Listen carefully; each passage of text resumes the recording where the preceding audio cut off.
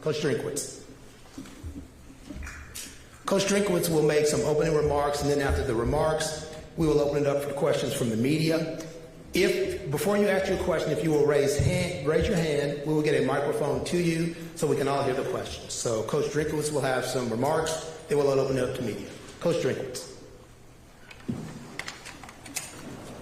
Well, first I'd like to say thank you to the City of Nashville, the TransPerfect Music City Bowl, the hotel here. They've just been a wonderful host for our team and our fans and our families. We've just had an outstanding experience and appreciate the hospitality.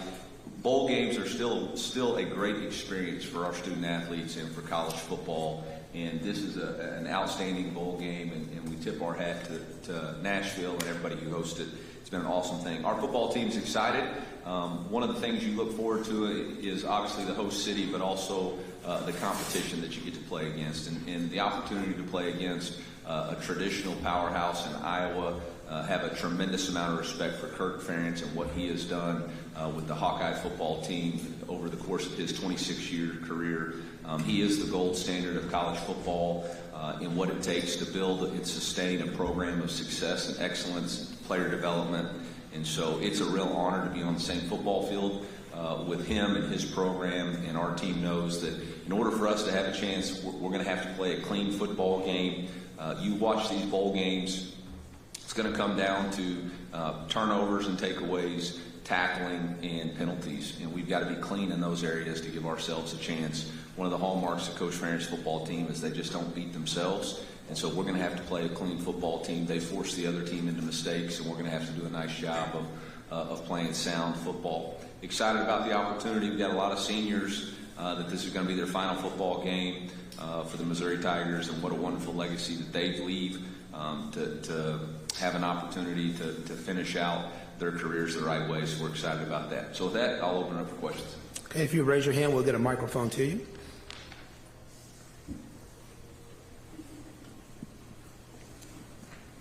Eli, you mentioned those seniors. What have these last few days and I guess weeks since the regular season been like, kind of taking in these final moments with this group? Yeah, there's a ton of construction going on at Faroe Field right now, and right before we left, they'd already tore down all the bricks in the north end zone, and it was just a reminder of all the hard work that this senior class has done. And I told those guys before we left that none of this would be possible if it wasn't for them, their resiliency, their toughness, their commitment to seeing it through. And so I have a lot of appreciation for all of them, whether it's guys who've been here the whole time, whether it's Drake Heismeyer, Mitch, Will Norris, Brady Cook, or whether it's the transfers who believed in us, Joseph Charleston, Christian Williams, Johnny Walker, who was here the whole time. All of those guys, Nate Noel coming this year, all of those guys hold a special place in Mizzou football history. Eli, you've talked about before just with the era of changing rosters, and personnel is going to change every single year, but being able to commit yourself to really building a sustainable program that won't change throughout that. Just, can you expand a little bit more on what those steps look like for you day in and day out, and what gives you confidence that this is something that's not just a flash in the pan, but continued success? Oh, wow. Well, I think in order to have a sustained culture, you have to have a foundation, and each year you have to relay that foundation. I think as long as we are consistent in who we are with developing an elite edge in the strength and conditioning program, as long as we continue to focus on our core values and understand what the goal for our program is, it's front and center in everything we do. We want to chase two dreams. That's a life with football. That's a life outside of the game. We want to make sure that we play for championships, and obviously playing in a bowl game is an opportunity to play for a championship, and we want to develop an elite edge, which is energy, details, grit, and emotional consistency in everything we do. Combine that with our four core values of always compete. We want to have a competitive culture that's always pushing to be the very best that we can be. We want to build trust and respect, which is the foundation of any relationship. And that's what you're going to have with your players when they come in. If you're bringing in transfers, freshmen, or the current guys, there has to be a foundation of trust and respect to build a brotherhood so that those guys will go out and compete and finish. I was talking to Coach Ferentz last night. When you look across college football, I think our two programs have done a really good job. We've had 2 opt-outs, I think, on both sides because of potential NFL futures and careers, and we totally understand that. But the rest of these senior classes are wanting to play, and they want to play together for the brotherhood. And that was something that D-Rob and Chris Abrams-Drain and those guys, JC, started last year, and I think it's something that Johnny Walker and Brady Cook want to continue. And I know that those guys' leadership will continue to exist with the next generation coming, the next group of players. College football is changing, and you can't predict the future. We just got rocked last week with new rules for junior college, and every day there's a new change. But I think you have to be adaptable, and you have to have a core mission of what you believe in. And for us, we believe in chasing 2 dreams. We believe in developing an elite edge, and we believe in playing for championships. And that's the mission. And if you want to come to the University of Missouri, you have to believe in those things, and you have to be willing to abide by the core values that we have. And if you do that, it's a great fit for us. Coach, speaking of the JUCO ruling, what do you feel about that, and how does it impact someone like Tristan Newsom, who we know did the JUCO route? I've come to the point that I realize my opinion really doesn't matter.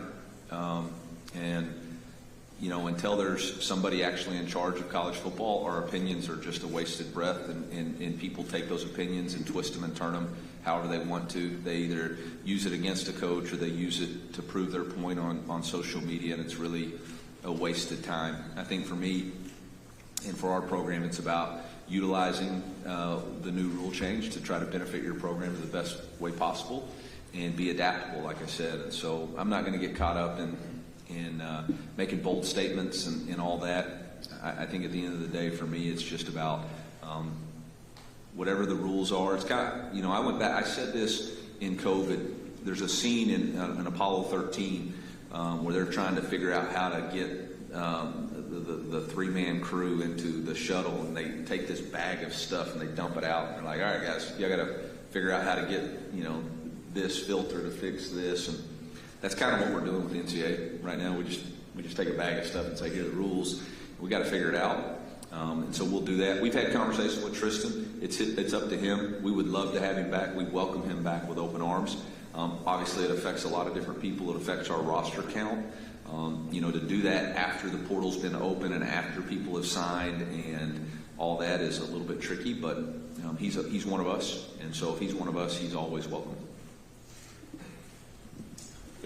Coach, talking about the program you're building, some of this momentum, what would it mean to get across the 10-win threshold for back-to-back years? I'm not really caught up in the outcome of that. I think obviously for us it's an opportunity to play for a championship, and that's the single focus for us. It's an opportunity to play for the TransPerfect Music City Bowl championship. The long-term effects besides that, I think, I'm not caught up in SEC versus Big Ten. I'm not caught up in any of that. This is really a standalone game, and it's really different than what you had at the end of the season because of the free agency period that occurs. So for us, this is, I hate to be like this, but it's an exhibition game. And for us, it's an opportunity to take our players and play one last time together. And, if you're fortunate enough to win, it catapults you into next year. And if you don't, then you came up short, and you fly back home and you celebrate the new year and you start all over. So I don't know that it carries more significance than that.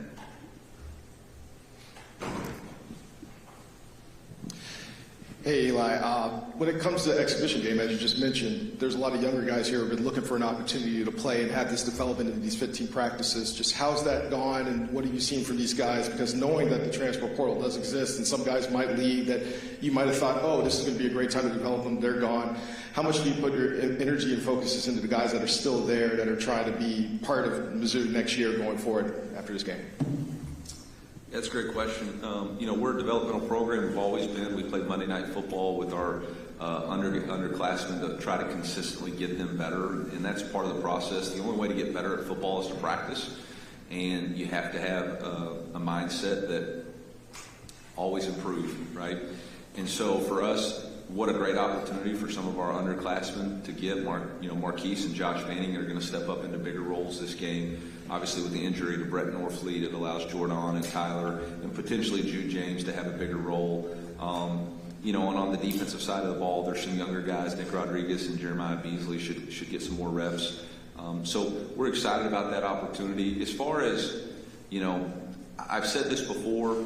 We had an unbelievable event last night. I appreciate the Music City Bowl hosting an event at the Gaylord Opry and being able to listen to some songwriters talk about a few different things. But one of the songwriters, she had moved to Nashville. She'd been here for 9 years. And when she first got here, she had no idea what it was going to take to become a professional writer, right? And you just don't walk up and get hired. You have to work, and you have to survive. You have to sustain, and you have to go through some tough times. And she actually started a dog sitting business and was, you know, I'm not going to use the word, but she had this dog sitting business. She would go and babysit dogs of famous country music city artists, and she would follow them and pick up their business in the grass. And she's like, I'm chasing my dream doing this, right? And she's a wildly successful writer, has had 3 number ones in the last 2 years. And it was just for me a reminder that I wish my players could hear that story, because there's no such thing as an instant success. And whether or not you're recruited based off your potential, no matter where you go, you got to develop. You got to get better. And you see all these guys jumping in the portal after 6 months of being on campus, and that's just not real life. That's like a country music star or a country music writer or star. You drive up and down Broadway, there's people playing in every single bar, and they're extremely, extremely talented. There's 132 Division I football teams, and everybody's got talent. Talent's not enough. You got to work hard. You got to face the tough stuff, and you got to keep pressing forward. And so I hope that our players will continue to embrace that and learn from it and understand that just because you don't hit, just because you're not where you want to be right now, doesn't mean that door's closed. It just means you got to keep knocking. Coach, looking at Iowa's defense, what do you think has allowed them to be so successful, not just this season, but having them be able to be as successful as they have been for many years, recent memory? Well, obviously continuity, right? I mean, they do an outstanding job with their defensive scheme. And I will say this, they do have nuance change. Whether you go back and watch them from 5 years ago, 10 years ago, they have developed and made changes each and every year. But there's a consistency to what they do. You know, fundamentally, they're going to be really good. You know, the front six is a veteran group. They've played a lot of football together. Their 2 safeties know exactly where they're at in the fits. They can play man-to-man out there on the corner positions. They're going to win one-on-ones. They make you earn every inch. It's a really challenging scheme to go against. It's why they've been wildly successful. But they have program alignment. You know, their offense complements their defense complements their special teams.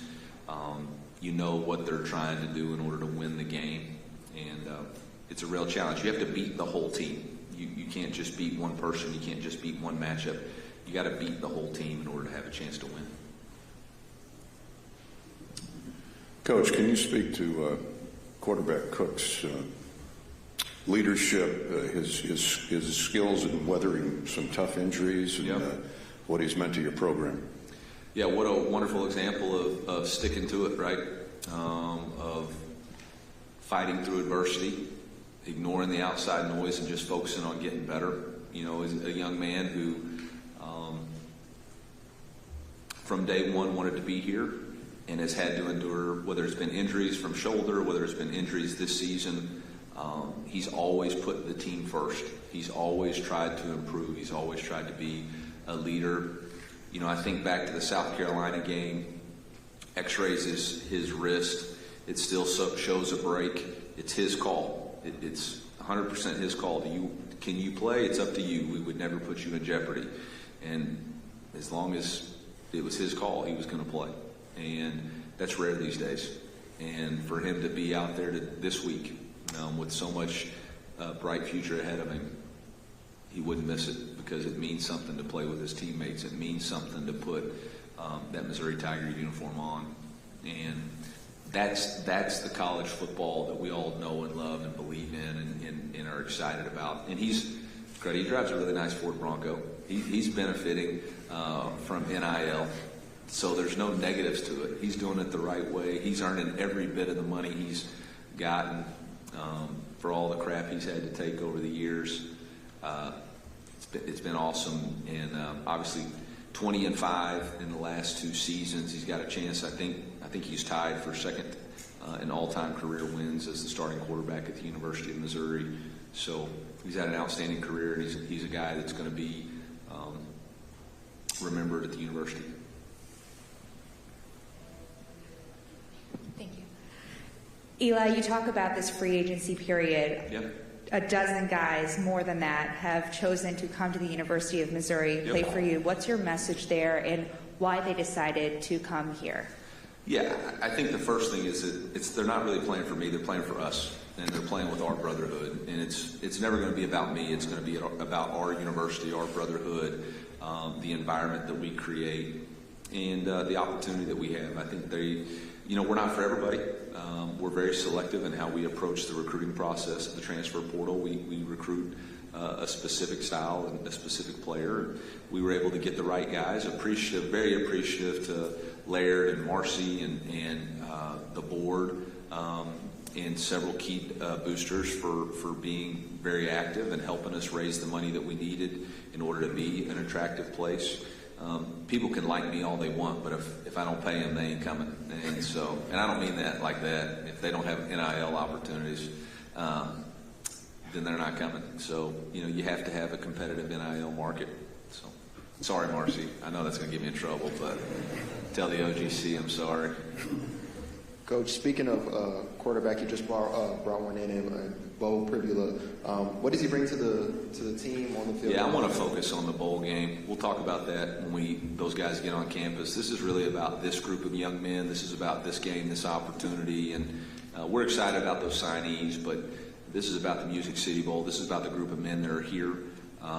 This is about Brady Cook and his opportunity to lead this football team one last time. We've got time for one more question after this one. Oh, that guy. Can we get to? Well, yeah. He's had his hand up the whole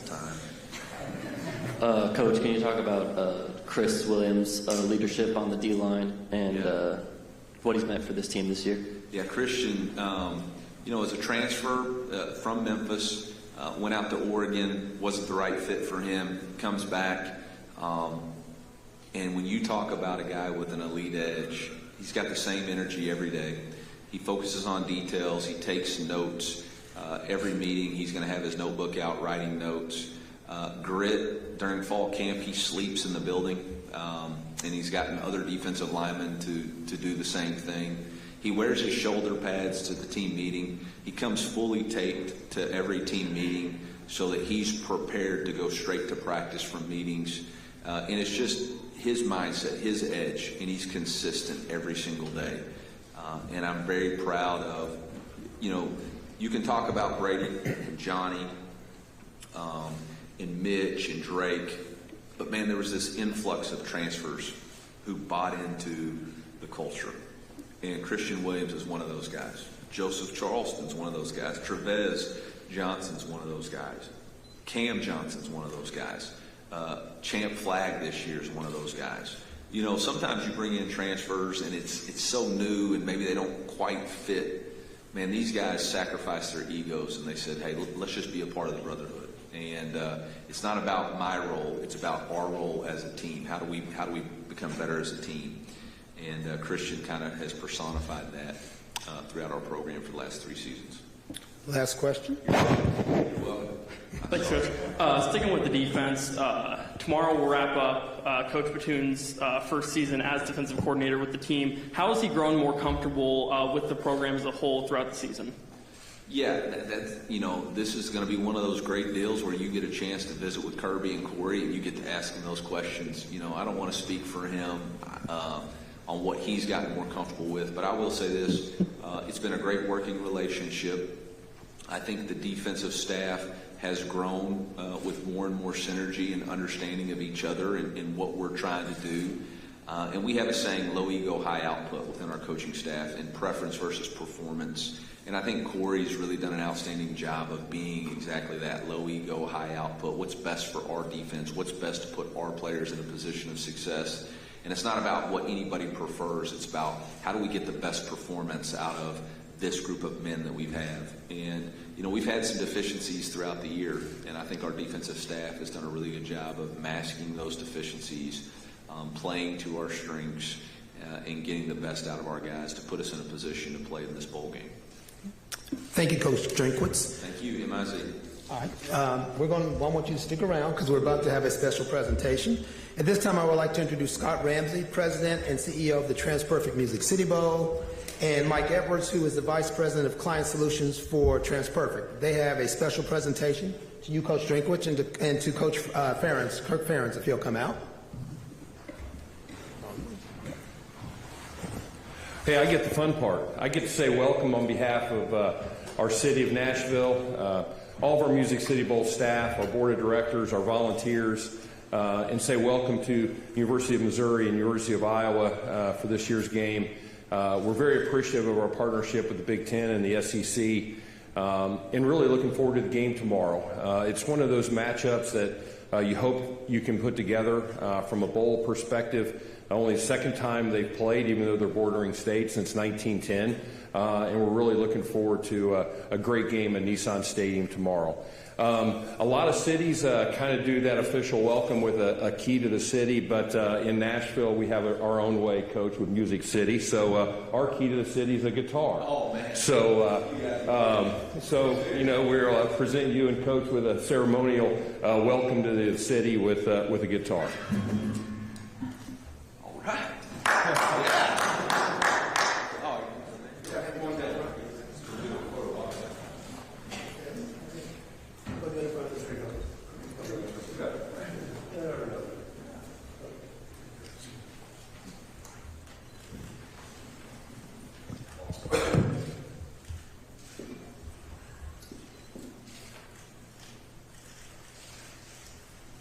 You know, we got to be the guest announcers. We gave them an offer last night. They would have let us have even this time. Little dueling guitar. That's why we did it today.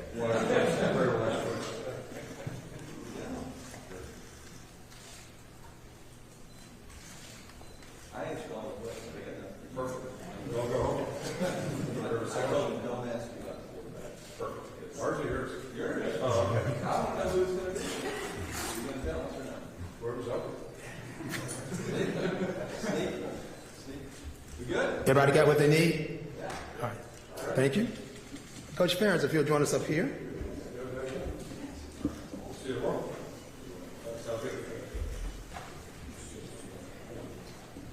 At this point, we'll hear a few remarks from our head coach, Kirk Ferentz. After his remarks, we'll open up questions again to the media, and a reminder to raise your hand. Coach Ferentz, thank you. Appreciate it. Thank you.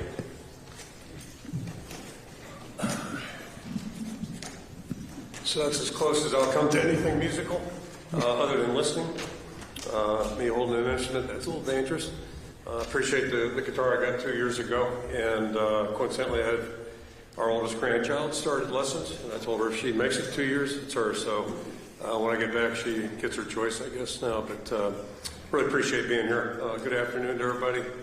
It's great to be back in TransPerfect Music City Bowl. We had a great experience here 2 years ago.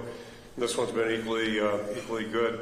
Fortunately, we didn't bring the snow with us this time. So, but everybody's been great. The hospitality extended. It's just been a tremendous experience for our players, for our staff, and we're certainly thrilled to be here representing the Big Ten. Just an overview real quick. You know, it's lots written about bowls and said about bowls, and these are changing times in college football. But each and every one of these games is significant. Anybody that's ever competed, I think, realizes anytime you go out there and you know, put whatever it is you do on display, you're going to try to do your best, and that's certainly what this is all about for us and our team. And it's our 22nd invitation now to a bowl game since I've been back at Iowa, and each and every one's really been special, and they've been important, and you know, so again, we're just thrilled to be here. I think our players have done a nice job. Bowls are really interesting. You've got the bowl week, which quite frankly is a story in itself, and that's a different challenge, but you got the month So it's a long time for the players. You know, the initial part, you know you're bowl eligible, you don't know where you're going, who you're going to play. So that's a phase, and you get in that middle phase where the game's still 2.5 weeks out, and it's really tough to focus, you know, maybe specifically on your opponent at that point. And then you get into the phase where you're on site, and you know you have to navigate through being in a hotel, being in a city that's probably got a little bit more to offer than what our guys are used to on a daily basis. So they have to navigate that. But I think the guys have really done a good job staying focused, and it's going to take that to play a good game against Missouri. They've got an outstanding football team, and just a couple words about them. You know, you look at them on film; they're really good offensively. Obviously, very balanced. They've got two outstanding running backs, guys we have a lot of respect for. Good offensive line. They've got a good receiver core. Now they're missing a guy or two there, if you include the tight ends. But the guy number one is a really good football player, experienced and very productive. And the whole key to the offense is their quarterback. He's just done a wonderful job with his career. He's a really good football player, and to me, he's the catalyst for their offensive football team. Defensively, they look like an SEC defense. They're big and physical up front. A lot of guys, and they rotate guys through, but they've got some really good guys up there. Number 15 is just a really outstanding player, very productive guy. And special teams, same thing, good specialist and good size speed. And those guys really appreciate what special teams can do to impact the game. So they've done a good job there. And I think if you look at a couple of things I always peek at, it's just penalties an opponent might have, the penalty situation, their ball security takeaway deal, and the other thing is time of possession. And Missouri checks all those boxes. They do a great job, which just indicates they're very well coached. They pay attention to things that are important and know what to do there. So as far as we go, again, I think our team's practiced well. I think they've done a good job handling the month preparation that way. We're going to have to be. We got to be focused, and we're going to have to be at our best to have a chance in this playing this challenge. So. Bowls are important, certainly. It's a chance to be together, first and foremost, for another a month. Secondly, it gives us a chance for younger players to get work and get some exposure that we wouldn't normally get, and see how they progress, that type of deal. And then, most importantly, it's a chance for the entire team together, be together one more time, to compete one more time, and the seniors to wear the jersey one more time, and hopefully add to the win total that we've had this year. So, again, we're just looking forward to the challenge. A couple things I'll just share with you personnel-wise. We have three of our players will not be available medically. Logan Jones will not be able to go. Didn't make it there. Seth Anderson suffered an injury a couple of weeks ago, and he's not going to be able to go. I don't see that happening. Cohen and Trinker, the same thing. So we got three guys that won't be able to go. And then another guy I just want to mention, Connor Fisher, one of our seniors, has an unmet eligibility requirement, which is kind of ironic. And I can give you a whole commentary on college athletics today, but he's a graduate, but anyway, has an unmet requirement there. So he's not going to be able to compete. He's been with us, and I just want to take a minute to talk about him, because to me, he's what's good about college football. We hear about all these crazy stories. A little slip there, so he missed something, an assignment, whatever it may have been, but he's chosen to stay with the team. He's a senior and has practiced each and every day, been on the look squad. That was not beneath him. He's been doing a great job working against our defense. And I think his story, the depth of things and why this is important. Walked on here from a small town in Iowa. We've had a real history of walk-ons doing very, special things for us. And 3 years ago, I wasn't sure he liked football, quite frankly, just watching him in the weight room, watching him in our program. And it's not that he wasn't disinterested, just didn't look like he was really enjoying things. And I'm not sure what happened to him, but this happens with a lot of guys in college. Somewhere along the way, somewhere in year 2 and 3, something just happened for him, and he's just done an unbelievable job. Hasn't started. We've had some pretty good linebackers. Hasn't started in the inside positions, but was our starter outside, and has been an unbelievable player in special teams the last couple of years. A great leader.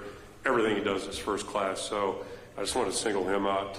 It's unfortunate he won't play, but he's been here doing a great job, and he'll be on the sidelines with us tomorrow. So it's been a really good team to work with. Special team. Each and every season, there are going to be challenges, things that are going to happen. You don't know what they are. You don't know what the challenges are going to be, injuries, whatever it may be. But these guys have responded in a real admirable way each and every turn. So that to me is how you evaluate a team. So we're just happy about that. Obviously excited about this opportunity, and know we've got our work cut out for us, so we're looking forward to that. And then just, at least for our local media, just want to appreciate you guys being here and your coverage during the course of the year. I know our fans really appreciate that. So with that, I'll open it up for questions. If you raise your hand.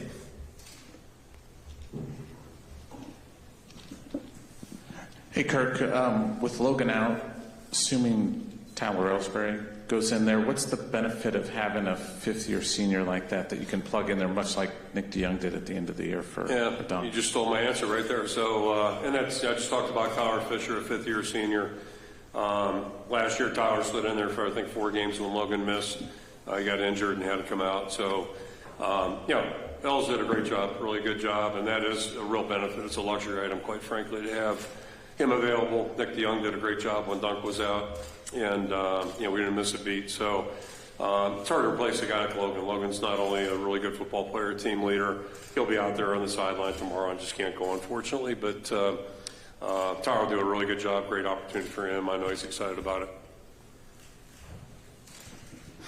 With Kyler's unmet eligibility requirement, at what point did you find that out? And I assume probably Jackson Rexroth will be filling in that Leo spot unless you have something else planned.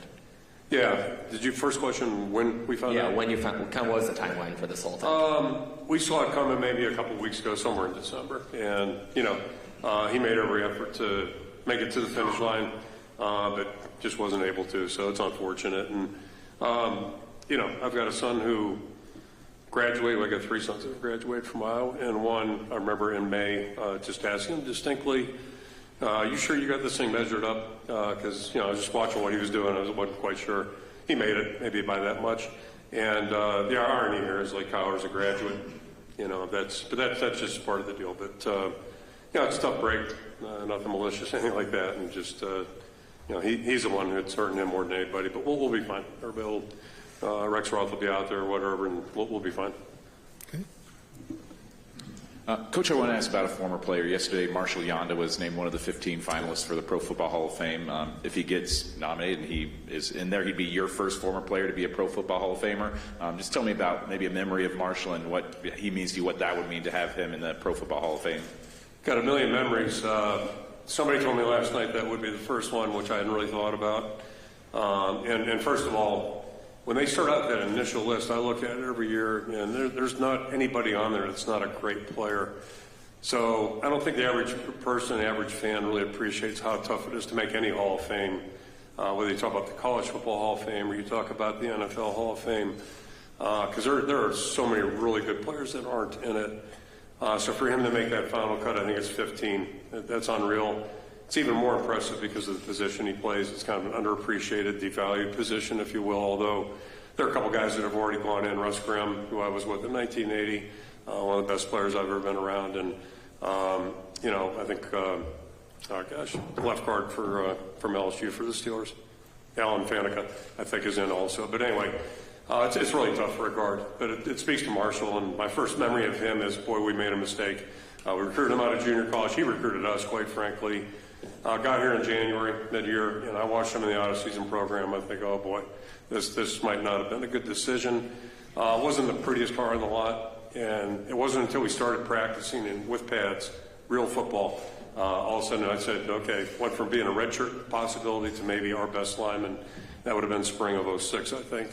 And better than the way he plays is his attitude. He's just absolutely unbelievable. He's our honorary captain for the Wisconsin game, and his message was one probably every human being should hear it, but certainly every athlete should hear it. But that's who he is. He's realizes failure is part of improvement and growth. He's fully appreciative of that, and he's battled through a lot of things, whether it was setbacks on the field, injuries, but his attitude is just so strong and powerful, and that's the beauty of him. And he and his wife Shannon are raising 3 young kids right now near Iowa City, about 25 minutes away, and it's really fun to watch. Really fun to watch. So we just keep our fingers crossed and wish them all the best with this selection.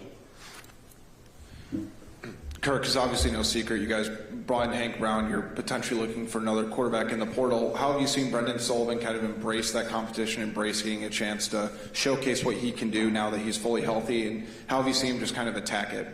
Yeah, I mean, he's attacked everything since he showed up in June, and I think that's maybe one of the most impressive things he's done. He got here late. That's late in the game to get here in June, miss spring practice. But he works at everything diligently, physically, mentally, and is a sharp guy. He was a graduate when he got here, and So, it's not an issue, and his want-to and willpower are just really impressive. So I think he's his own worst enemy at times because he tries so hard and competes so hard, so we just got to get him to play calm a little bit. Each and every snap has been just so important for him, and the good news is he's been pretty much healthy since we got going a couple of weeks ago. So I think we watched him the first couple of practices, but other than that, he's been full speed and had a really good morning this morning, so that's encouraging. And he's got to go out and play, and it's like every position. The quarterback, it's easier to say it than do it. He doesn't need to win the game. He just needs to play his position, play it well, and let the team, help out to do their part. And that's everybody's job. But he did a really nice job, so really, really pleased with where he's heading.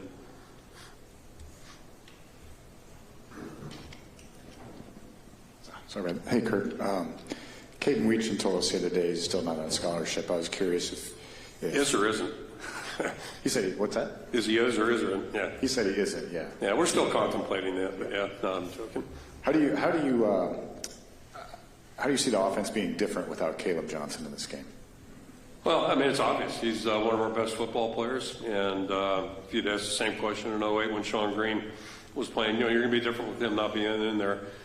But, we've had guys historically step up, and that's what we're counting on here. I'll go back to Jermel Lewis, stepping in when Fred Russell might have been out. I'm going way, way back.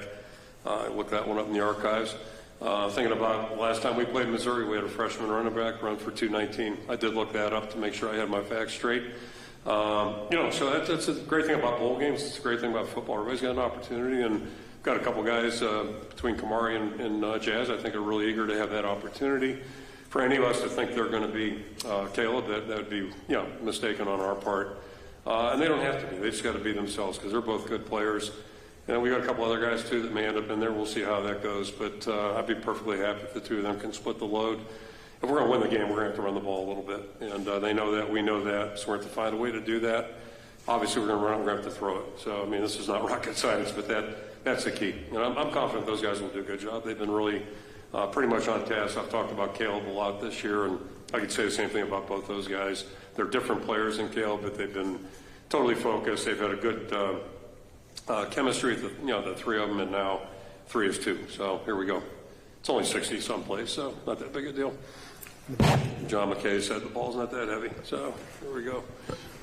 Hey Kirk, just feels like every year the vast majority of your guys really look forward to playing in the bowl game. You don't see very many opt-outs. 2 years ago, Jack Campbell, Sam Laporta, Riley Moss, Van Ness, all those guys decided to play.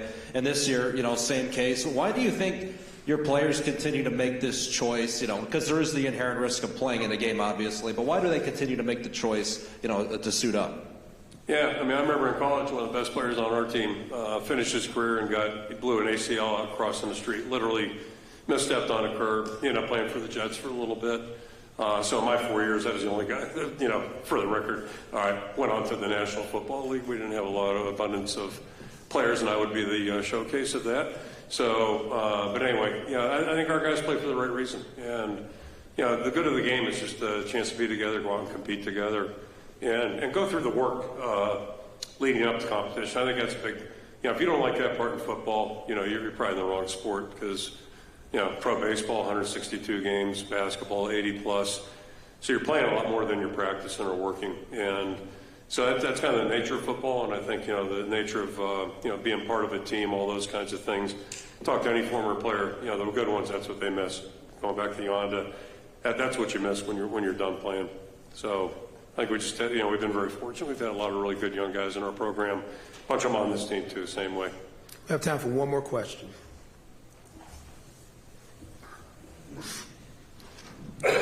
Hey, Kirk. I know you mentioned seeing some of the young guys go through the bowl prep and see who's standing out, see who's progressing.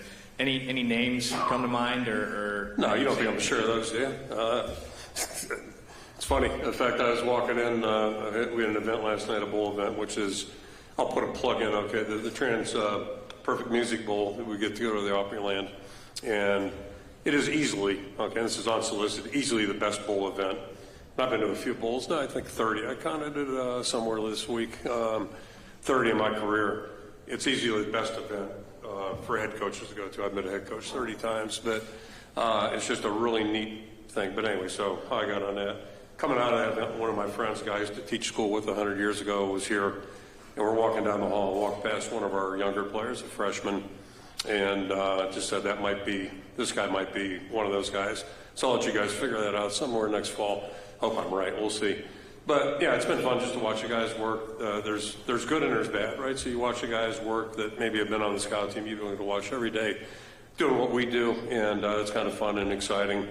And then there's some anxiety too, where you're looking at some guys that are going to have to replace some of the seniors we're losing, and you're like, oh boy, I don't know if this guy's, name a guy, Jay Higgins or Mason Richmond.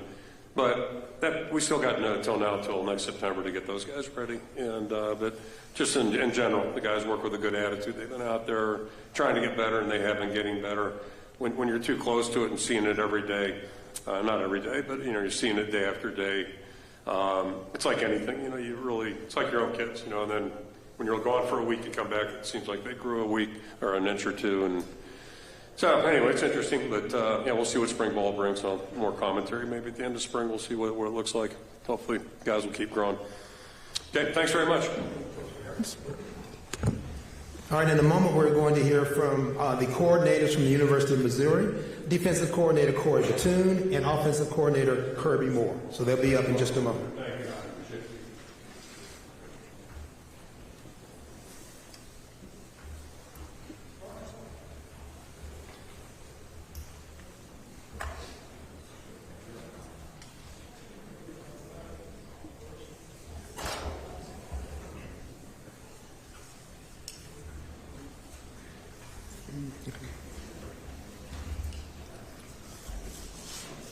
They're en route. They should be here in just a moment.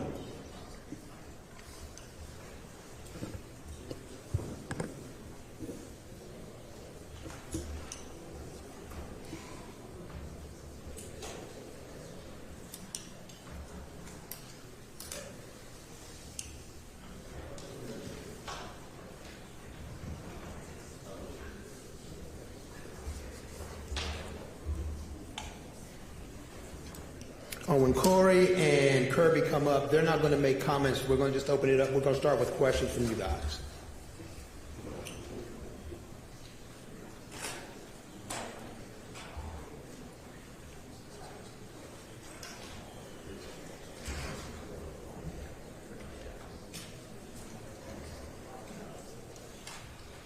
Come on up, gentlemen.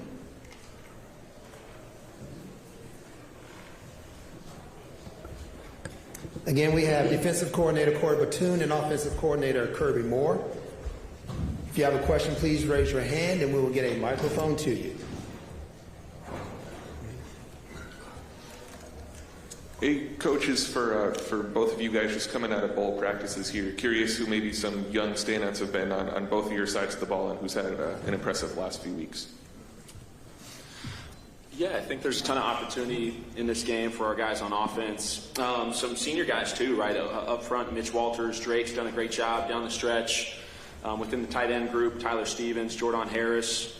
And then at receiver, Marquise Johnson, Josh Manning, Daniel Blood. James Madison's going to get some time out there, and Logan Muckey. So really just excited to see those guys go out there and compete.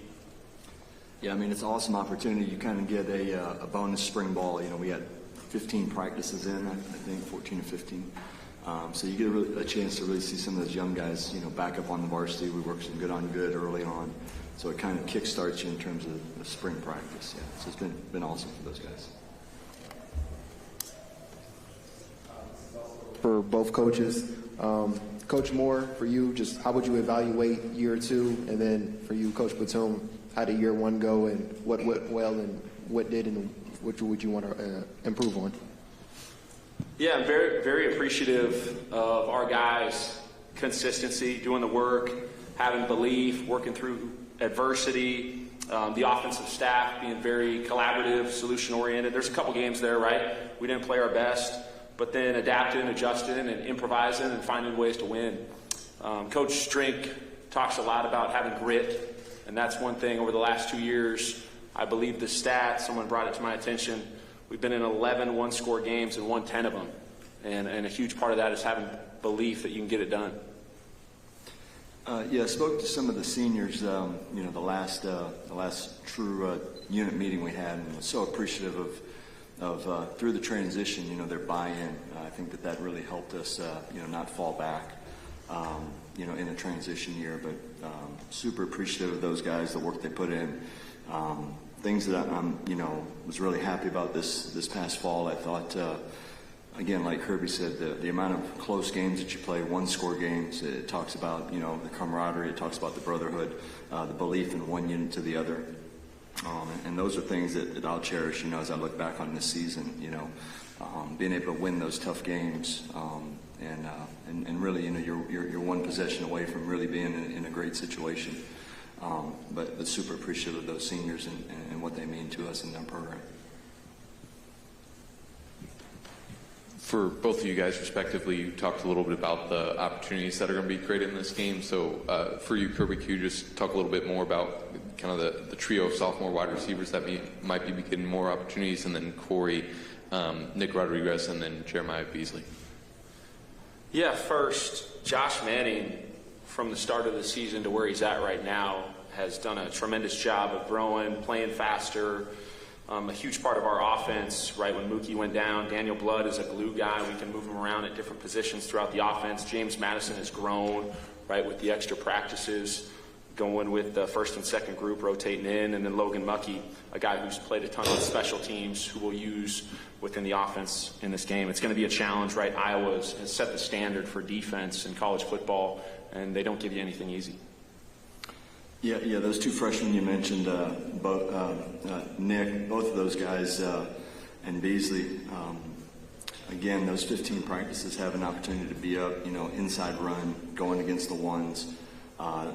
Both those guys, will springboard into bigger opportunities with the amount of seniors that we have walking out the door at that position. So every opportunity, every practice, every inside drill, every skelly, buying in and really trying to bonus those reps is going to help with their momentum, going into spring as they compete for their role, a different role in next fall's team.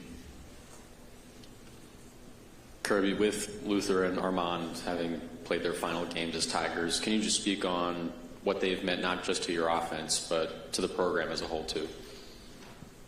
Yeah, very appreciative of those guys buying into the offense, consistency. I know overall, as an offense, that's one thing that really grew throughout the season last year, carried into this season. And then overall, everyone, the emotional consistency that they showed. It's hard within the realm of college football right now. There's a ton of ups and downs, and they stayed the course and continued to work, and were a huge part of our success.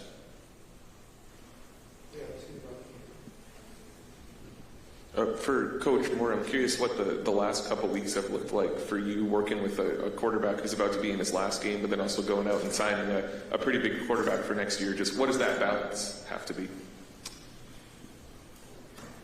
Yeah, that's the calendar in college football. Building for next season while finishing this season with the bowl game. Really want to finish this season the right way for Brady Cook. Just extremely appreciative of what he's done for me. His wife watches our kids, right? So on a daily basis, helping out my wife. He's a winner. He's been consistent, emotional consistency, and just his ability to win 20 games in the last 2 years. For both of you guys, what has this senior class meant to you? Corey in your first year, and Kirby obviously having a bit more experience with them. What have they meant to this program? Yeah, I think the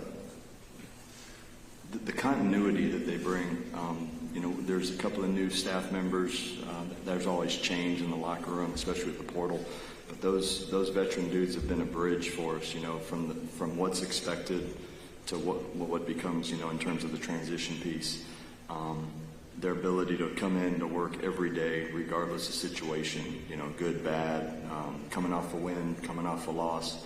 Every day is the same day, and I think that consistency is huge, and that's what we're going to miss, right?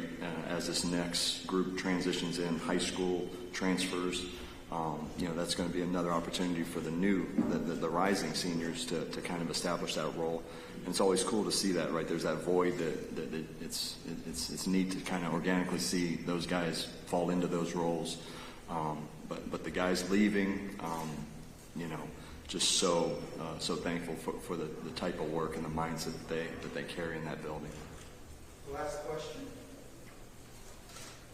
Coach, you talk about the seniors and how they're leaving, but how is Chris Williams kind of growing as a leader, and what has he meant to this defense as a captain? I'm sorry, who are you speaking to? Christian Williams. Oh, Christian. Okay, we don't call him Chris in the building. No, Christian's awesome. He's different. He sets the tone on our defense in regards to attention to detail. He's first dude in the building. He's down in treatment. I mean, a model of how to do things the right way and be a pro about your business. I think he's really helped some of these younger guys transition-wise, what it's supposed to look like, right? Being able to model those things.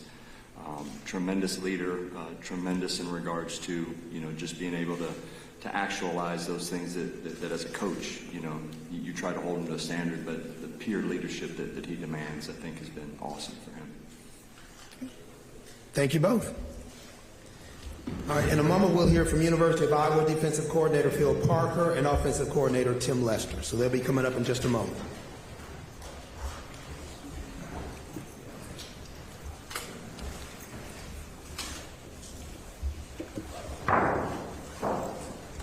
They will be making a couple of brief remarks before we open it up for questions.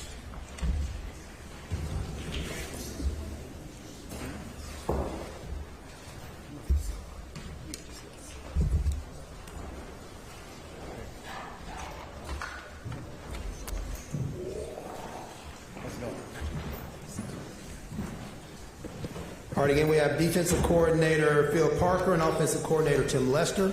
They'll make a couple of brief remarks before we open it up for questions. So we'll start with Coach Lester. Yeah, well, I appreciate everyone being here. For us, for me, it's been an unbelievable first season to be with Coach Ferentz and the staff. And when I got here in February, threw a lot at these guys, a lot of new. They've done a great job of coming together. And this senior class has really led us. It's exciting for us. The meeting, especially coming in, putting a lot of new stuff in. So, I'm excited for them and excited for their opportunity tomorrow. The last thing would be, it's been a great month, for us putting in a new offense and having a chance to really have some focused practices in the last month, watching our guys continue to get better, the young guys getting reps, getting better. And so it's been very valuable for us as a program, and we're excited to be here and excited for the game tomorrow. Coach Parker. Well, thank you everybody for coming. I appreciate it. And I know some of you guys that got to travel here to cover us, and I really appreciate you guys doing that. I've heard a couple stories already, but I'd really like to thank the bowl committee here to select us. This is nice to be down here in Nashville. It seems like I've been here many times over the years, whether it's a convention or whether it's a football game. But it's really been a good week. We just finished practice. Our last one was today. It looked like the kids were polished. Really happy for them. We have a lot of seniors that, we got 7 seniors that are going out. This is going to be their last time together to play. So we're looking for a good outcome for this. And obviously, through the years, this year we had some up and downs during the season, and I like the way the guys responded. There was a point in the season there where, it could have went the other way, and coming back and getting 8 wins is very significant. And I think, to win 9 in college football nowadays with all the things that go on and how things are moving around in college football. But, we're looking forward. It's going to be a tough matchup for this. Missouri's a good football team. They're well coached, and it's going to be a challenge for us. They have some guys out. We have some guys out. So looking forward to any other questions you guys like to add. Okay.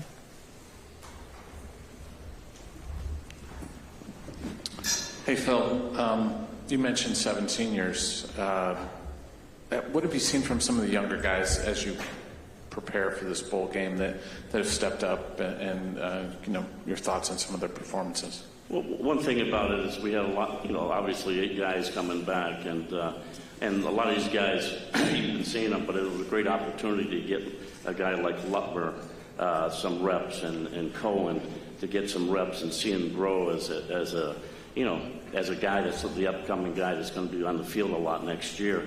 And then the linebacker group, we got a lot of young guys in the linebacker group that was getting a lot of work. And, you go back to this whole month of how many reps you can take and how, then we wait for spring ball to come and see their growth, which has really been important for us as a program that's a developing program. And we got to make sure that, you keep your guys in our building, make sure they're all on the same page. And I think they've all been working hard, and I think this is a good event to send these seniors out on a good game on tomorrow, Monday.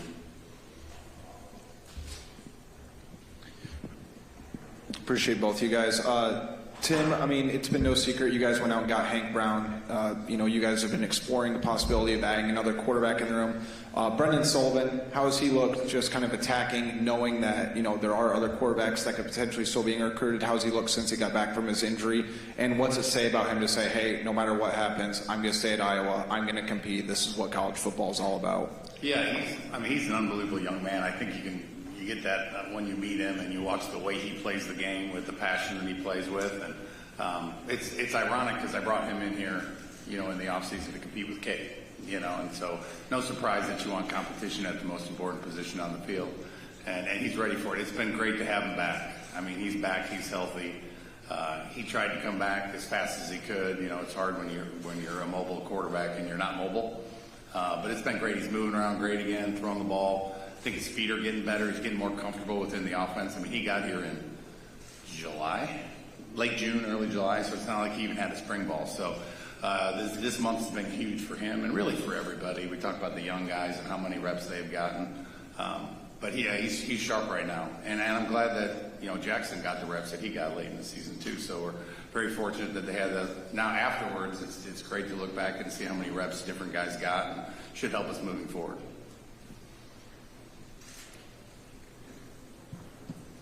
For Tim, for seeing Hank Brown, kind of what has stood out to you about him, both since he got here, I think last Friday, and also kind of what you saw in film when you were evaluating him in the portal? Yeah, I think the biggest thing with quarterbacks, when they come to practice for bowls, they're spinning, right? Coach does a great job. We talk about being a developmental program.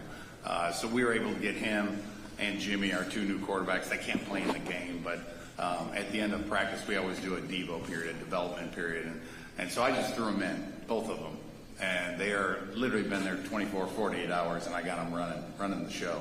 And so those are invaluable, for the next month before they actually show up, where they're at now compared to where they were 6 days ago. Such a huge opportunity for them, So I'm excited for both of them. They both had ups and downs in their 6 days here, but they definitely showed some promise and, smart, good feet, and, hopefully just trying to build that room, to have a bunch of competition in the room. It's always the most important room to have good competition in, and I think we're going to have that. Kind of then, as you're building the room, kind of how do you evaluate your level of need kind of moving forward still in the portal? We're always open. The world is changing, right? So we're always looking to see what opportunities we have to continue to build the room. We still, I think, don't have enough in there. I'd like to have 5 to 6. I think we're at 4 or 5 right now. So if the right person comes along that we think fits our culture and Iowa, then we'll definitely go after them. And I'm looking forward to. I'm excited about the guys that are in there. I'm excited about the competition that's gonna come. Hey Tim, you talked so much about the Shanahan offense, how it's predicated on timing. Yeah. So how much was this month good for your passing piece of the offense, and just how much growth did you see there? And does it give you more confidence to call passes on Monday? Well, really, this whole month, you're trying to work on the things you need to work on, right? We're definitely going to be a different team. Caleb had an unbelievable season. It was so much fun to watch him play, and so we'll be without him. So that the offense is going to change to a point. But that's really what we worked on. Try to get better at the pass game, get better at our timing. I really think the receivers are starting to understand the timing of the whole thing, along with the quarterbacks. And the only way to do that is to practice it, right? Time on task is a real thing, and we've taken a lot of time over the last month to work on those things. And so, our timing has gotten better. We have to find a way to be explosive. right? And this year, sometimes handing inside zone to number 2 is our most explosive play.